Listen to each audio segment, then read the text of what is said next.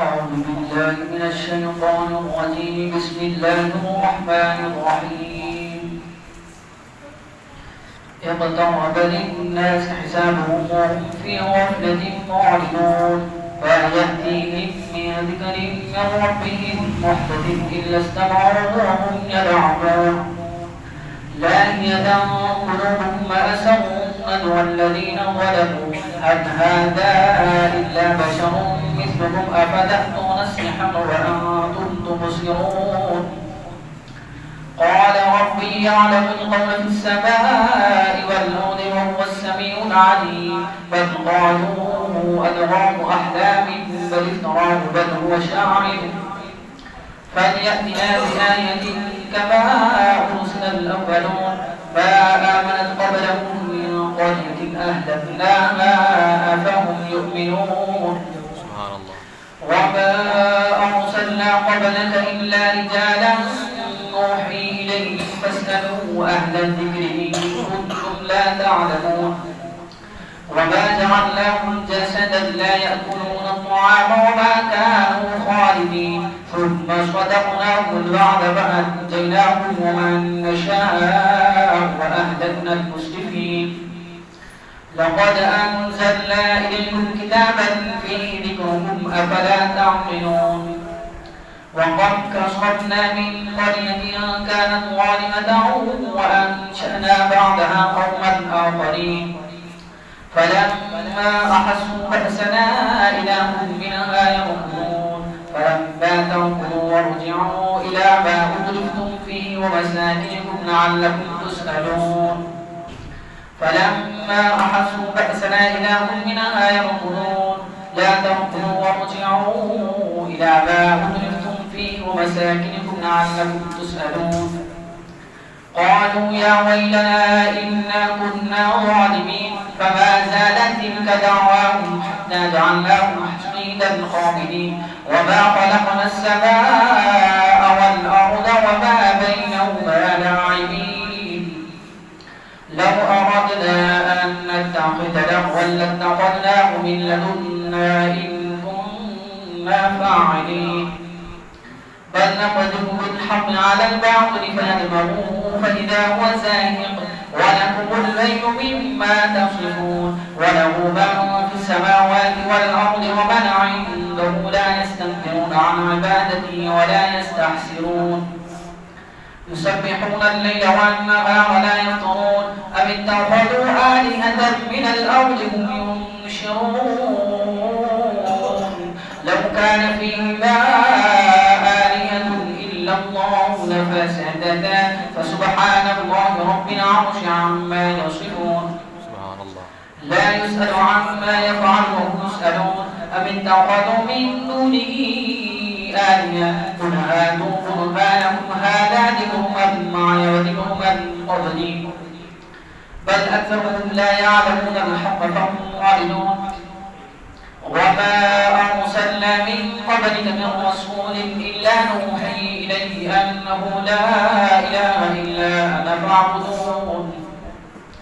وقالوا اتخذ الرحمن ولدا سبحانه بل عباد مكرمون لا يسبقونه بالقول وهم بأمره يعملون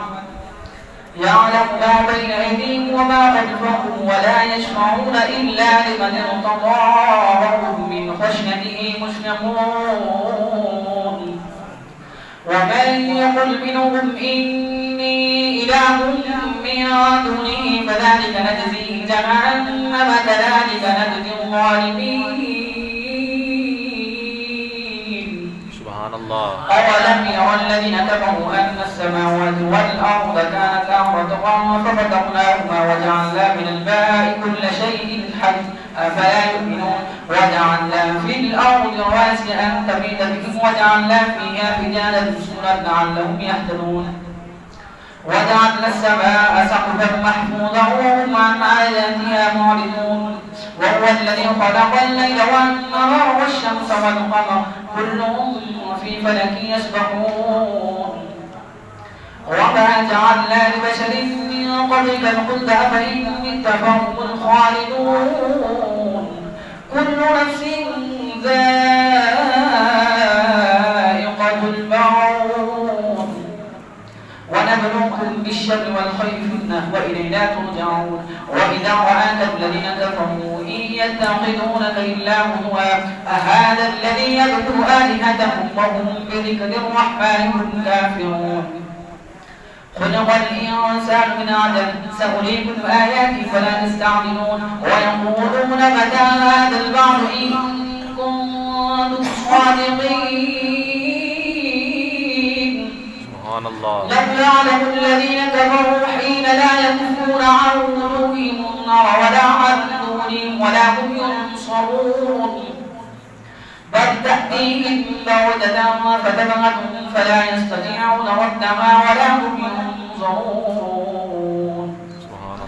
ولقد استهزئ برسل من قبلك فحاق بالذين سخروا منهم ما كانوا به يستهزئون قل من يخلقكم بالليل والنهار من الرحمن بل هم عن ذكر ربهم معرضون أم لهم آلهة تمنعهم من دوننا لا يستطيعون نصر أنفسهم ولا هم منا يصحبون بل متعنا هؤلاء وآباءهم حتى طال عليهم العمر أفلا يرون أنا نأتي الأرض ننقصها من أطرافها أفهم الغالبون قل إنما أنذركم بالوحي ولا يسمع الصم الدعاء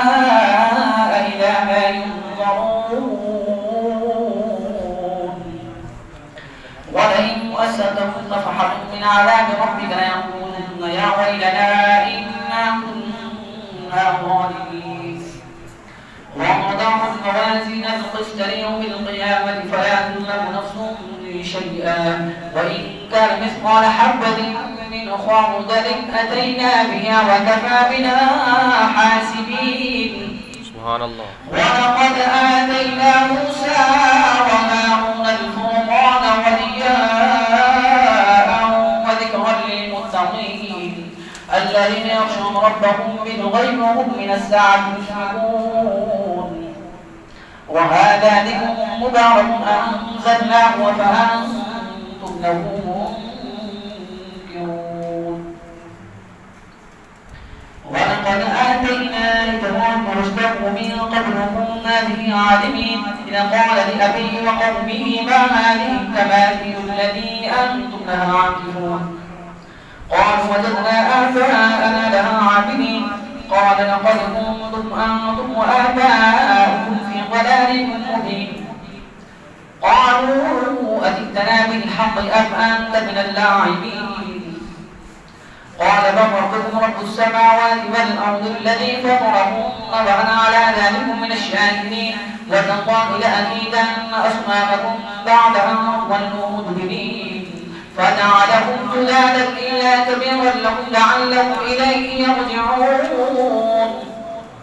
قالوا من فعل هذا بآلهتنا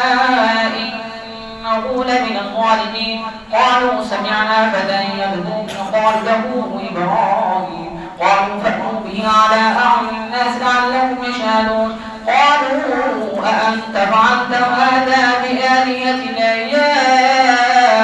إبراهيم سبحان الله قال بل فعله كبيرهم هذا فاسألوهم إن كانوا ينطقون فرجعوا إلى أنفسهم فقالوا إنكم أنتم الظالمون ثم نكسوا على رؤوسهم لقد علمت ما هؤلاء ينطقون سبحان الله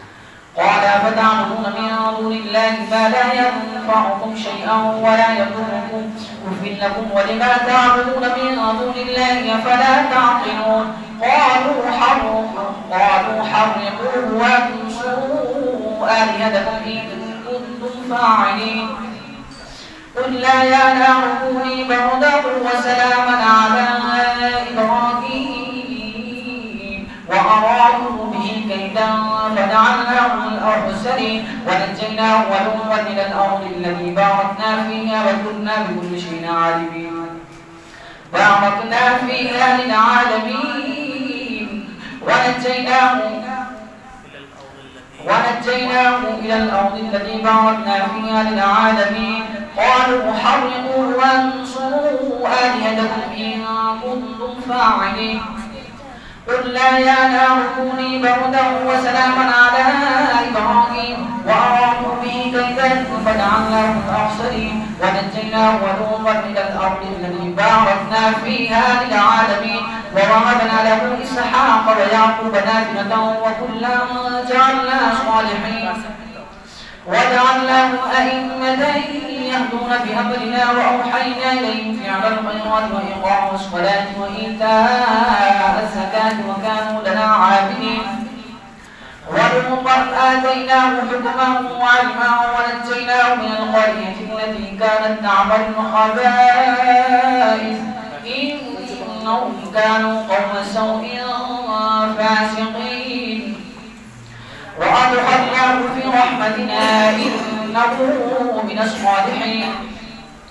ونوحا إذ نادى من قبل فاستجبنا له فنجيناه وآله من الكرب العظيم ونصرناه من القوم الذين كذبوا بآياتنا إنهم كانوا قوم سوء فأغرقناهم أجمعين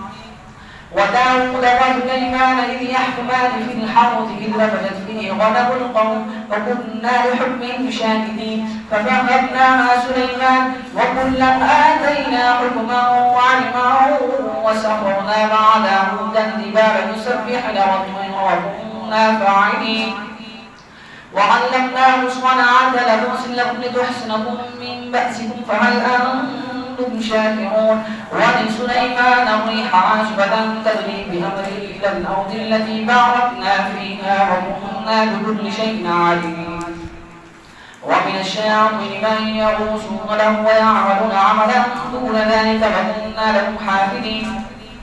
وأيوب إذ نادى ربه أني مسني الضر وأنت أرحم الراحمين فاستجبنا له فكشفنا ما به من ضر وآتيناه أهله ومثلهم معهم رحمة من عندنا وذكرى للعابدين وإسماعيل وإدريس وذكر كل من الصابرين وأدخلناه في رحمتنا إنهم من الصالحين وذنون إذ ذهب مغاضبا فظن أن لن نقدر عليه فنادى في الظلمات أن لا إله إلا أنت سبحانك إني كنت من الظالمين فاستجبنا له ونجيناه من الغم وكذلك ننجي المؤمنين وزكريا إذ نادى ربه رب لا تذرني فردا وأنت خير الوارثين فاستجبنا له ووهبنا له يحيى وأصلحنا له زوجه إنهم كانوا يسارعون في الخيرات ويدعوننا رغبا ورهبا وكانوا لنا خاشعين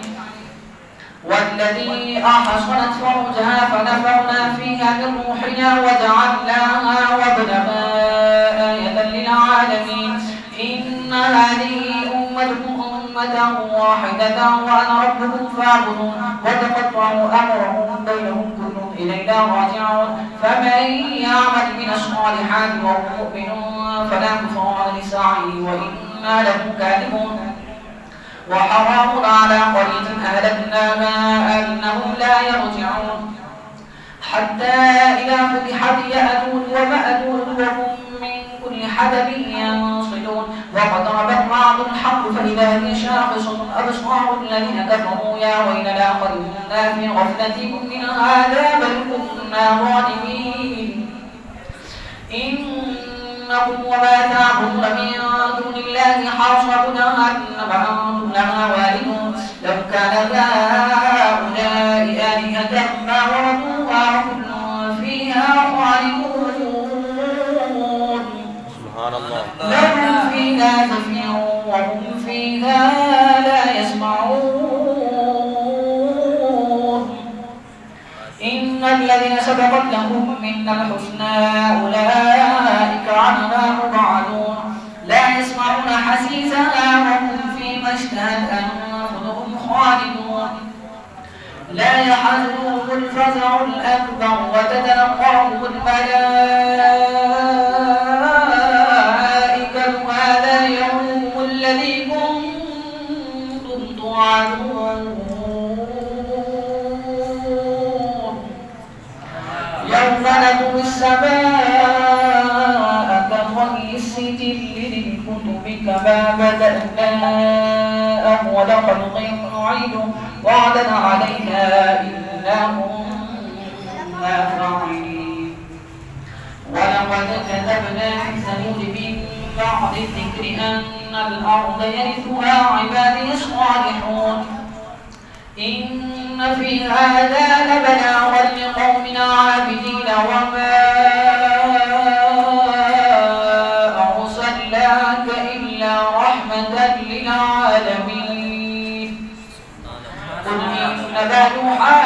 إلي أنما إلهكم إله واحد فهل أنتم مسلمون فإن تولوا فقل آذنتكم على سواء وإن أدري أقريب أم بعيد ما توعدون إنه يعلم الجهر من القول ويعلم ما تكتمون وإن أدري لعله فتنة لكم ومتاع إلى حين قال رب احكم بالحق وربنا الرحمن المستعان على ما تصفون. سبحان الله سبحان الله ما شاء الله سبحان الله سبحان الله يا بارك الله سبحان الله اللهم زد فضلا اللهم نزل ما شاء الله. بسم الله الرحمن الرحيم. يا أيها الناس اتقوا ربكم إن زلزلة الساعة شيء عظيم إن زلزلة الساعة شيء عظيم يوم ترونها تذهل كل مرضعة عما أرضعت وتضع كل ذات حمل حملها وترى الناس سكارى وما هم بسكارى ولكن عذاب الله شديد ومن الناس من يجادل في الله بغير علم ويتبع كل شيطان مريد كتب عليه أنه من تولاه فأنه يضله ويهديه إلى عذاب السعير.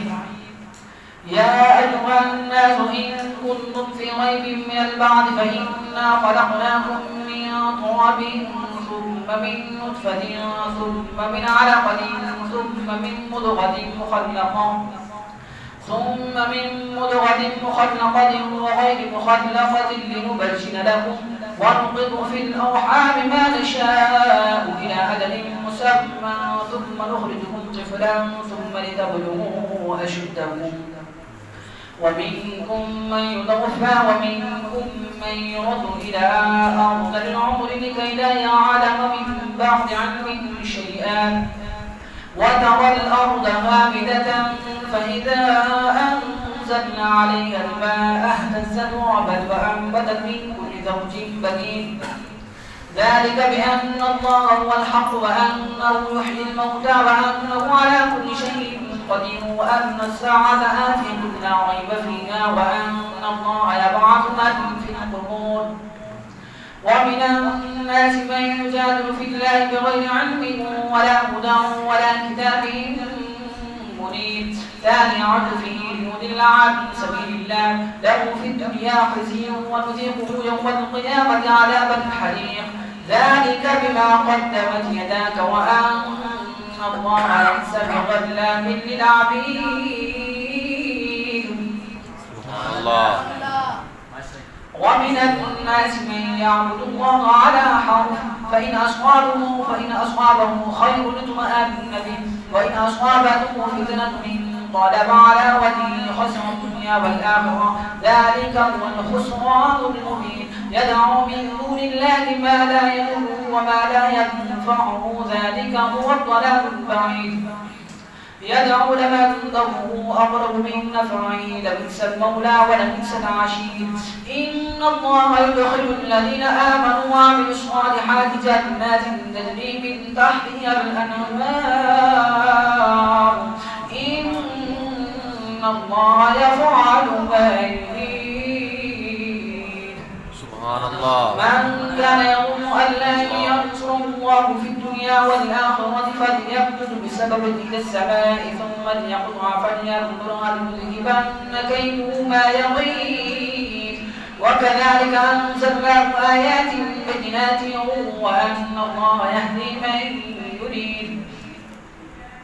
إن الذين آمنوا والذين هادوا والصابئين والنصارى والمجوس والذين أشركوا إن الله يفصل بينهم يوم القيامة إن الله على كل شيء شهيد. ألم تر أن الله يسجد له من في السماوات ومن في الأرض والشمس والقمر والنجوم والجبال والشجر والدواب وكثير من الناس وكثير حق عليه العذاب ومن يهن الله فما له من مكرم. هذان خصمان يختصموا في ربهم فالذين كفروا قطعت لهم ثياب من نار يصب من فوق رؤوسهم الحميم يصهر به ما في بطونهم والجلود ولهم مقامع من حديد كلما أرادوا أن يخرجوا منها من غم أعيدوا فيها وذوقوا عذاب الحريق. إن الله يدخل الذين آمنوا وعملوا الصالحات جنات تجري من تحتها الأنهار يحلون فيها من أساور من ذهب ولؤلؤا ولباسهم فيها حديد وهدوا إلى الطيب من القول وهدوا إلى صراط الحميد. إن الذين كفروا ويصدون عن سبيل الله والمسجد الحرام الذي جعلناه للناس سواء العاكف فيه والباد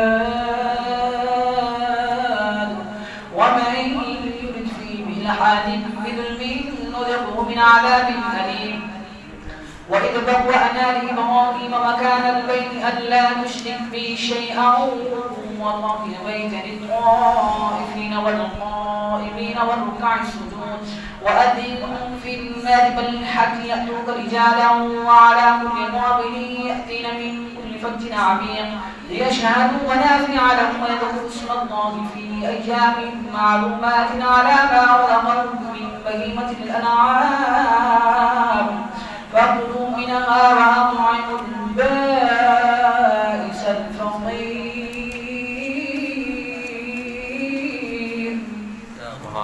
ثم ليقضوا تفتهم وليوفوا يومهم بالبيت العتيق ذلك ومن يعظم حرمات الله فهو خير له عند ربه وأحلت لكم الأنعام إلا ما يتلى عليكم فاجتنبوا الرجس من الأوثان واجتنبوا قول الزور حنفاء لله غير مشركين به ومن يشرك بالله فكأنما خر من السماء فتخطفه الطير أو تهوي به الريح في مكان سحيق ذلك ومن يعظم شعائر الله فإنها من تقوى القلوب لكم فيها منافع إلى أجل مسمى ثم محلها إلى البيت العتيق. ولكل أمة جعلنا منسكا يذكروا اسم الله على ما رزقهم من بهيمة الأنعام فإلهكم إله واحد فله أسلموا وبشر المخبتين الذين إذا ذكر الله وجلت قلوبهم والصابرين على ما أصابهم والمقيم الصلاة ومما رزقناهم ينفقون. والبطن جعلناها لكم من شعائر الله لكم فيها خير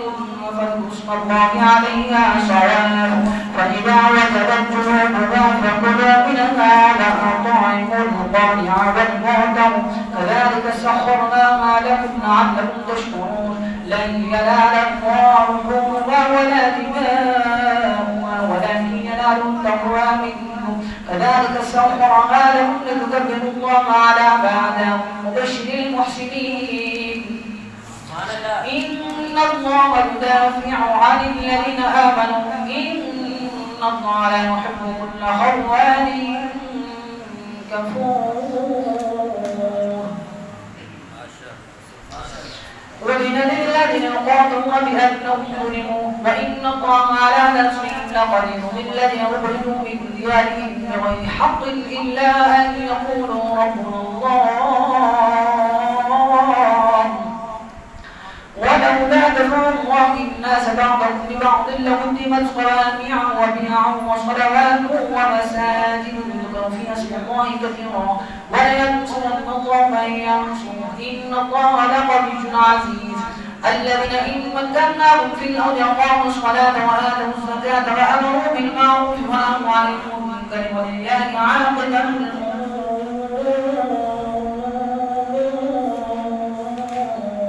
سبحان الله. وإن يكذبوك فقد كذبت قبلهم قوم نوح وعاد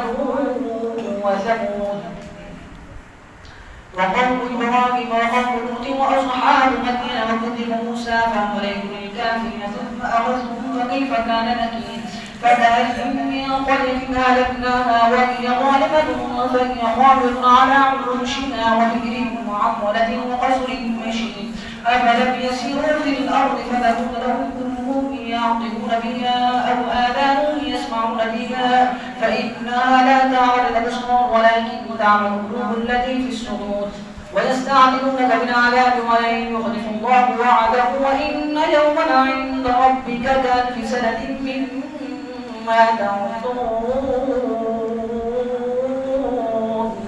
سبحان الله. وكأي قرية أمليت لها وهي ظالمة ثم أخذتها وإلي المصير قل يا أيها الناس إنما أنا لكم نذير مبين فالذين آمنوا وعملوا الصالحات لهم مغفرة ورزق كريم والذين سعوا في آياتنا معاجزين أولئك أصحاب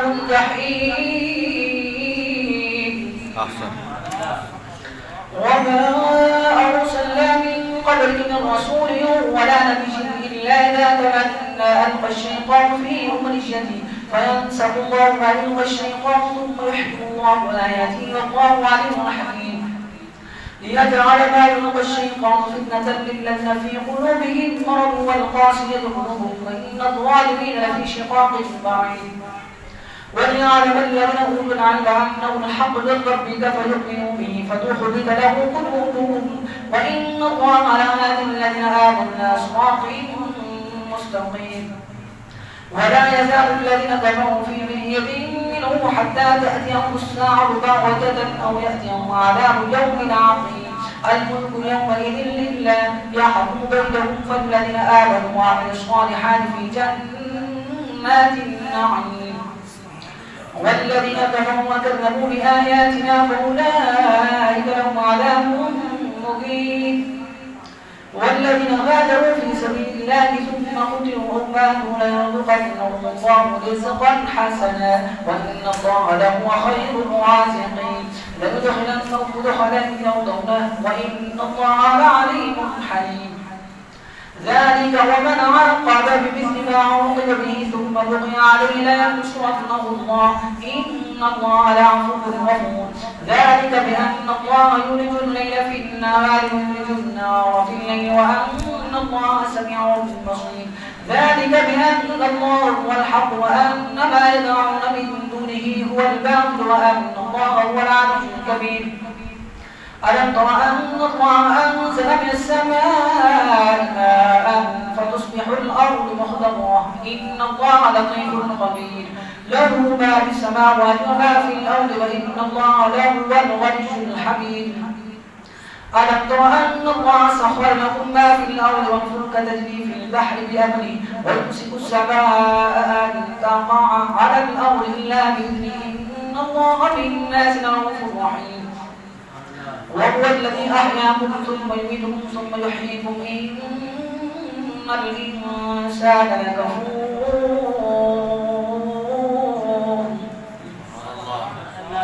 لكل أمة جعلنا من سكنوا ناسكم فلا ينازعنك في الأمر وادع إلى ربك إنك لعلى هدى مستقيم وإن جادلوك فقل الله أعلم ما تعملون الله يحكم بينكم يوم القيامة فيما كنتم فيه تختلفون ألم تعلم أن الله يعلم ما في السماء والأرض إن ذلك في كتاب إن ذلك على الله يسير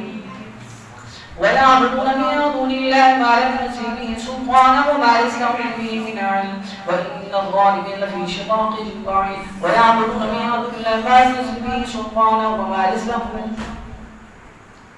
ويعبدون من دون الله ما لم ينزل به سلطانا وما ليس لهم به من علم وما للظالمين من نصير وإذا تتلى عليهم آياتنا بينات تعرف في وجوه الذين كفروا المنكر يكادون يسطون بالذين يتلون عليهم آياتنا قل أفأنبئكم بشر من ذلكم النار وعدنا الله الذين كفروا وبئس المصير يا أيها الناس ضرب مثل فاستمعوا له إن الذين تدعون من دون الله لا يخلقوا ذبابا ولو اجتمعوا له وإن يسلبهم الذباب شيئا لا يستنقذوه منه ضعف الطالب والمظلوم ما قدر الله حق قدره إن الله لقوي عزيز الله يصطفي من الملائكة رسلا ومن الناس إن الله سميع بصير يعلم ما بين أيديهم وما خلفهم وإلى الله ترجع الأمور يا أيها الذين آمنوا اركعوا واسجدوا واعبدوا ربكم وافعلوا الخير لعلكم تفلحون وجاهدوا في الله حق جهاده هو اجتباكم وما جعل عليكم في الدين من حرج ملة أبيكم إبراهيم وسماكم المسلمين من قبل وفي هذا ليكون الرسول شهيدا عليكم فتكونوا شهداء على الناس فأقيموا الصلاة وآتوا الزكاة واعتصموا بالله هو مولاكم فنعم المولى ونعم النصير